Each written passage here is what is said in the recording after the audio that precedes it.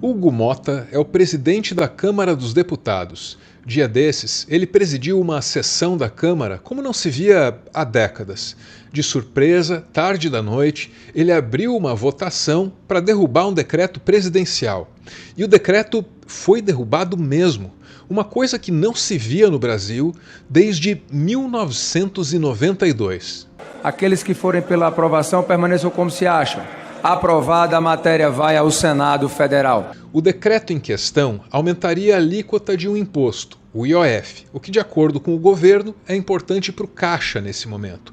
E para agravar o mal-estar, o deputado abriu essa votação descumprindo um acordo que ele teria firmado com o Executivo. Isso de acordo com o governo, claro. Ora, qual é o erro nisso? O erro, na minha opinião, foi o descumprimento de um acordo que tinha sido feito num domingo à meia-noite na casa do presidente Hugo Motta.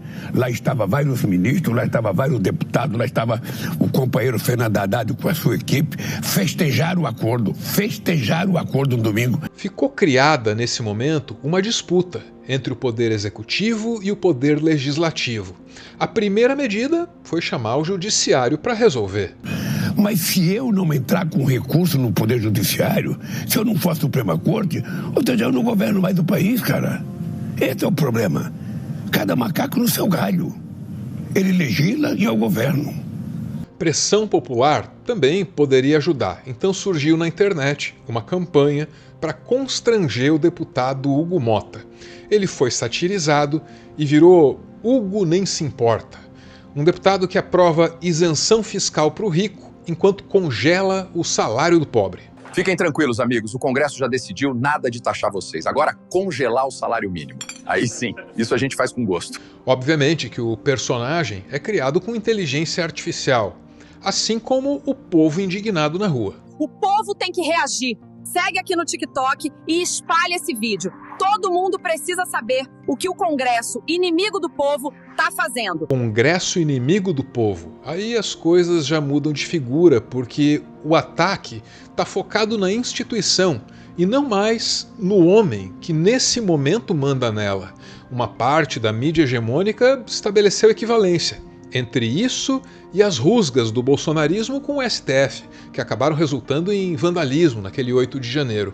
O Jornal Nacional claramente não gostou. Uma campanha na internet com ataques ao Congresso provoca preocupação e apelos por moderação.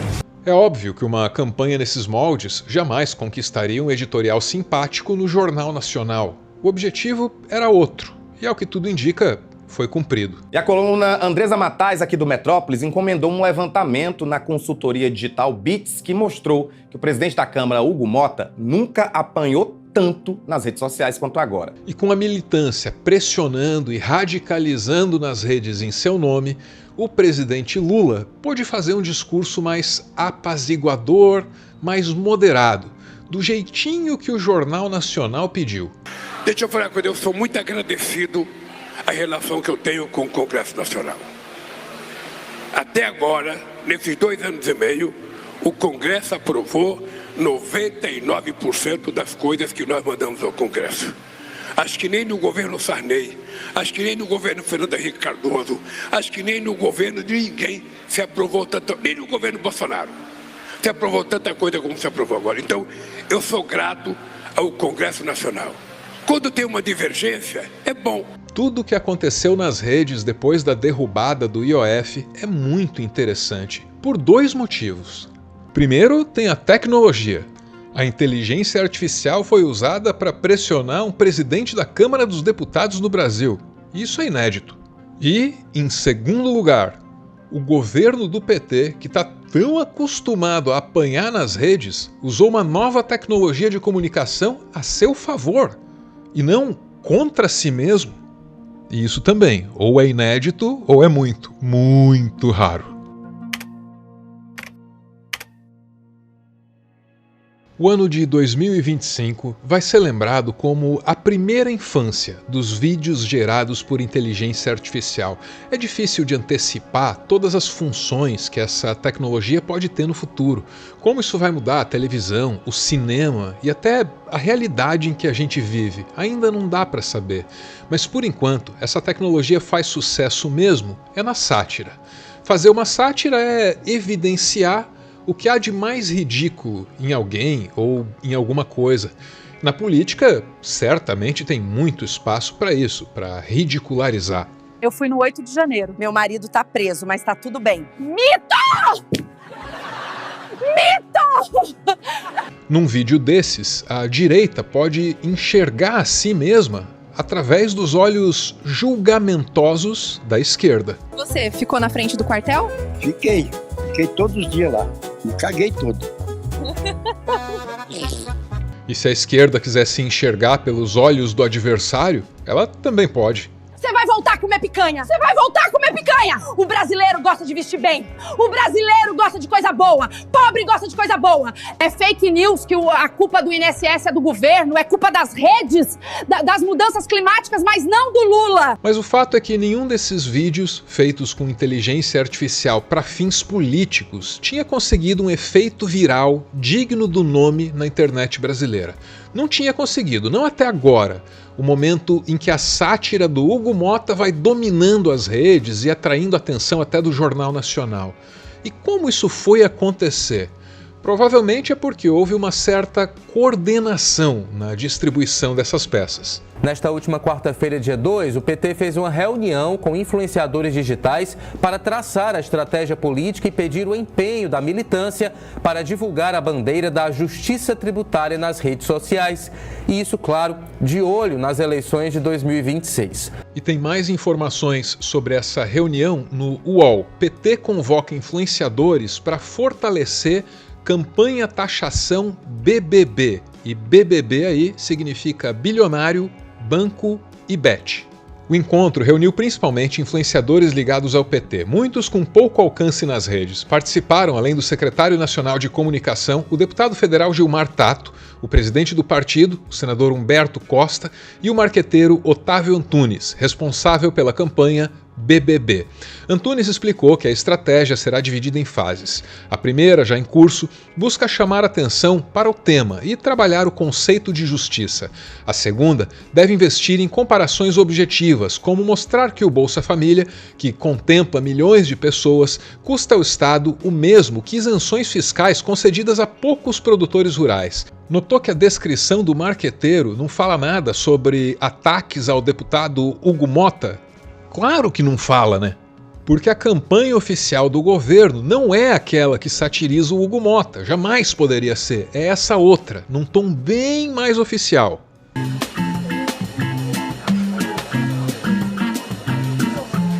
Ei, parceiro, peraí. Tu consumir champanhe, caviar, lagosta e vai pagar menos que a gente que só ficou na Brejinha e Torresmin? Relaxa. Boteco do Brás, amigo. Aqui sempre foi assim. Sempre foi, mas não precisa continuar sendo. Vamos rachar essa conta do jeito certo. Agora imagine que essa mesa é um país que paga suas contas com a contribuição de todos, mas onde os super ricos pagam proporcionalmente bem menos do que a gigantesca maioria. Assim tem sido o Brasil até hoje, mas o governo Lula quer fazer uma mudança histórica nessa injustiça com um novo IR, porque imposto é necessário, mas justiça também é. É a taxação dos super ricos e das plataformas de apostas, que ganham muito dinheiro e pagam pouco ou quase nada de imposto. Taxação BBB. Bilionários, bucks e bets. Novo IR é justiça histórica, justiça de verdade. Seja como for, ambas as campanhas, a oficial e a extraoficial, funcionam em conjunto e convocam mobilizações dentro do espaço online. E qual é o ponto de encontro dessas manifestações online? São os perfis do Hugo Motta, claro. O presidente da Câmara, Hugo Motta, nunca apanhou tanto nas redes sociais quanto agora. O estudo mostra que as menções a Motta atingiram o ápice nesta quarta. Quase 174 mil menções. E a maioria delas é de críticas ao deputado. Essas críticas ficaram mais intensas a partir do dia 17 de junho, quando houve a derrubada do decreto que aumentava o IOF. Desde aquele dia, Hugo Mota foi mencionado 882 mil vezes nas redes, gerando 5,44 milhões de interações. Isso representa 27% das menções e 20% do engajamento em relação ao deputado nas redes o ano todo. Hugo Mota tentou se defender no meio da hostilidade que, obviamente, tomou conta das caixas de comentários dele nas redes. E nós avisamos ao governo que essa matéria do IOF teria muita dificuldade de ser aprovada no parlamento. Quem alimenta o nós contra eles acaba governando contra todos. A polarização política no Brasil tem cansado muita gente e agora querem criar a polarização social. Ninguém sabe que orientações receberam os influenciadores do PT naquela reunião privada noticiada pelo UOL. Só que, publicamente, as lideranças do partido têm pedido civilidade. A ministra de Relações Institucionais do governo Lula, Gleisi Hoffmann, defendeu o presidente da Câmara dos Deputados, Hugo Mota, que tem sido alvo de críticas e ataques nas redes sociais em meio ao atrito com o governo federal em torno da crise do Imposto sobre Operações Financeiras, o IOF. Em uma publicação nas redes sociais nesta quarta-feira, Gleisi repudiou ataques e ofensas contra Mota. A ministra escreveu: "O debate, a divergência, a disputa política fazem parte da democracia. Mas nada disso autoriza os ataques pessoais e desqualificados nas redes sociais contra o presidente da Câmara, deputado Hugo Mota, o que repudio." Percebe a estratégia que vai se revelando? Existem as peças oficiais do governo, que falam de imposto num tom informativo. E existem as peças informais, essas são da militância, e falam do Hugo Mota num tom satírico.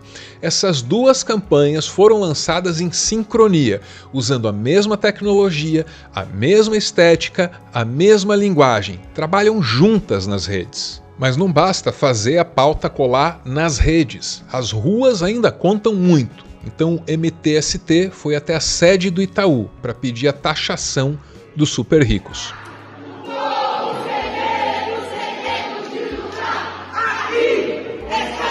Fica demonstrada assim uma certa coesão que fez falta ao PT e às suas bandeiras nos últimos anos. Finalmente, a mensagem que está na boca da liderança política é a mesma que está na rede social.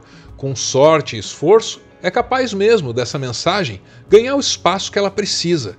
As ruas, essas que jamais serão tornadas obsoletas por tecnologia nenhuma. O poeta estará sempre certo. Não há saídas, só ruas e avenidas.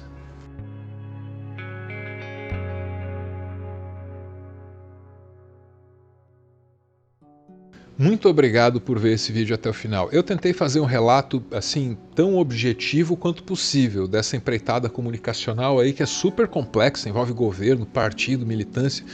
E aí acaba que a nossa conversa aqui ficou muito mais focada em comunicação que em justiça tributária, né?